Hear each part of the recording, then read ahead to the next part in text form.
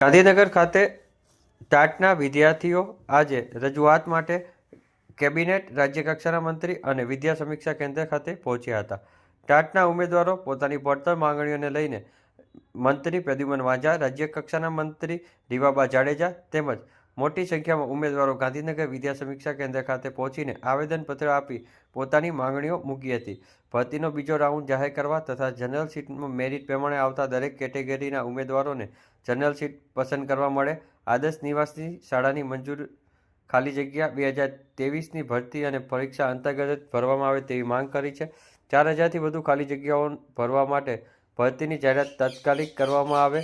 પ્રાથમિક વિભાગમાં જેમ એક કચ્છમાં ભરતી કરવામાં આવે તેમ માધ્યમિક, ઉચ્ચતર માધ્યમિકમાં પણ કરવામાં આવે.